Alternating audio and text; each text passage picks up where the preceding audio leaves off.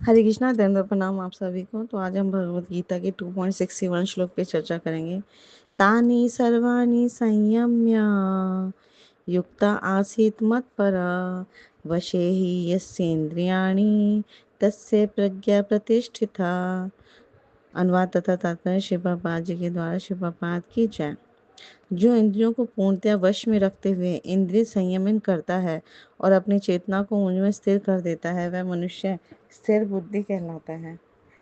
तो भगवान यहाँ पे बहुत सुंदर समझा रहे हैं कि जो भी व्यक्ति इंद्रियों को पूर्णतया वश में रख के अपने इंद्रियों को नियंत्रित कर लेता है और भगवान में ही अपना मन स्थिर करता है, ऐसा मनुष्य स्थिर बुद्धि कहलाता है और वो सर्वश्रेष्ठ है।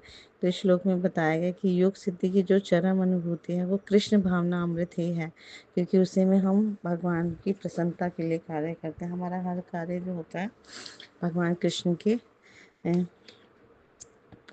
भगवान कृष्ण को प्रसन्न करने के लिए होता है। तो जब तक कोई कृष्ण भावना भावित नहीं होता तब तक वो इंद्रियों को वश में कर ही नहीं सकता, वो संभव नहीं है। जैसा कि पहले कहा जा चुका है कि दुर्वासा मुनि का झगड़ा जो है महाराज अम्बरीश से हुआ, ये है ना। ये कथा श्रीमद् भागवतम में आती है, नवम स्कंद में। जो भी गर्ववश महाराज अम्बरीश पर क्रुद्ध हो गए थे, तो जिसकी वजह से वो अपनी इंद्रियों को रोक नहीं पाए।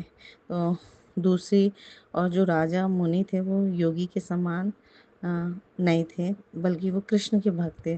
तो उन्होंने मुनि के सारे अन्याय सह लिए, जिससे वह विजयी हुए। तो राजा अपने इंद्रियों को वश में इसलिए कर सके क्योंकि उनमें निम्नलिखित गुण थे।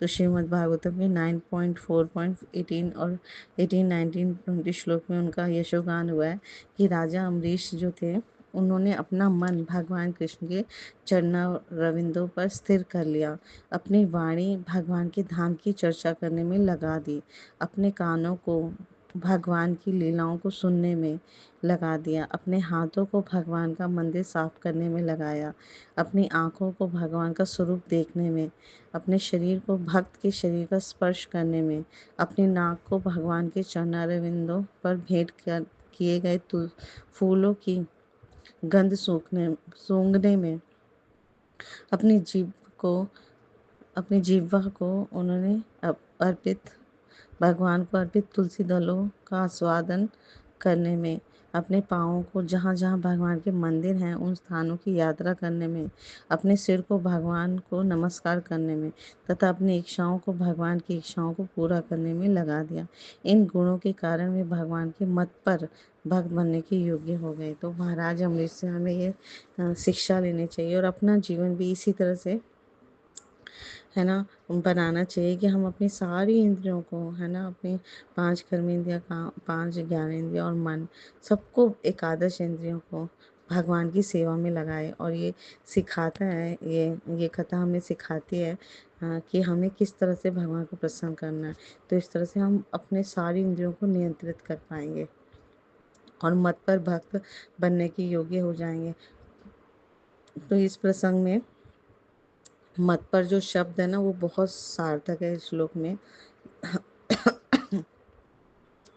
कि कोई कैसे मत पर बन सकता है। तो ऐसे महाराज अम्बरीश ने अपने जीवन में बताया है कि मत पर परंपरा के महान विद्वान और आचार्य शील बलदेव विद्याभूषण का कहना है कि इंद्रियों को केवल कृष्ण की भक्ति के बल से वश में किया जा सकता है। कभी कभी अग्नि का उदाहरण दिया जाता है। जिस प्रकार जलती हुई अग्नि कमरे के भीतर की सारी वस्तुओं को जला देती है, उसी प्रकार किसी भी योगी के हृदय में स्थित भगवान विष्णु जो होते हैं वो सारे मलों को जला देते हैं। तो योग से सूत्र में भी भगवान विष्णु का ध्यान आवश्यक बताया गया है, शून्य का नहीं बताया गया। तथाकथित योगी जो विष्णु पद को छोड़कर अन्य किसी वस्तु का ध्यान धरते हैं, वो केवल मृग मरीचाओं की खोज में वृथा ही अपना समय गंवाते हैं। हमें कृष्ण भावना भावित होना चाहिए, भगवान के प्रति अनुरक्त होना चाहिए। असली योगी की यही उद्देश्य है। तो हम स्थिर बुद्धि हो जाएंगे। तो जो जो भी साधक या जो भी भक्त है वो अपनी समस्त इंद्रियों को सांसारिक विषयों को खींचते हुए, जब उन्हें निरंतर कृष्ण भावना अमृत का रस प्रदान करते हैं तो शनैः शनैः धीरे-धीरे उनकी सारी चेतना कृष्ण भावना भावित हो जाती है और वे स्वतः ही स्थित प्रज्ञ या स्थिर बुद्धि हो जाता है ना? तो यहाँ पर हमने दृष्टांत देखा कैसे महाराज अम्बरीश ने अपनी सारी इंद्रियों को भगवान की सेवा में लगा दिया और फिर और उनकी महाराज अम्बरीश की चेतना श्री कृष्ण में स्थित थी, तो वो अपने प्राणों पर जो आया भयंकर संकट भी है ना, वो देखकर विचलित नहीं हुए, शांत बने रहे, सहिष्णु बने रहे और परिणाम इसका हुआ कि भगवान श्री कृष्ण उनकी हर संकट में जो संकट था रक्षा करते रहे। तो ये स्थित प्रज्ञ साधक के लक्षण है। तो कोई स्थित प्रज्ञ साधक होता है, वो भगवान के साथ संगति के कारण समस्त सारे बाहरी सुख दुख मान अपमान लाभ हानि है ना से स्वाभाविक रूप से अविचलित रहता है और भगवान रक्षा करते भी हैं साधकों के।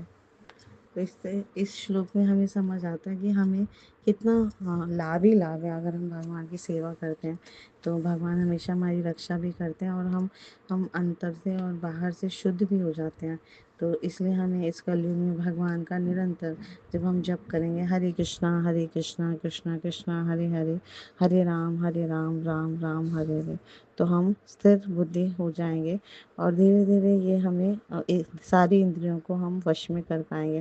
क्योंकि सबसे जो प्रबल इंद्रिय है वो जिह्वा है, जीभ है, ऐसे शास्त्रों में बताया गया। तो जीभ से हमें भगवान कृष्ण का नामों का गायन करना है और उनका भगवान कृष्ण को अर्पित प्रसाद को खाना है। तो जब हम भगवान के पवित्र नामों का जाप करेंगे उन पे अर्पित प्रसाद को ही खाएंगे तो धीरे धीरे ये हमारे लिए बहुत सरल हो जाएगा कि हम अपनी सारी इंद्रियों को नियंत्रित कर सकें और अपनी चेतना को भगवान में लगा के स्थिर बुद्धि बन पाए। Thank you so much. Guru Maharaj की जय, श्री प्रभुपाद की जय, आप सब भक्तवृंद की जय।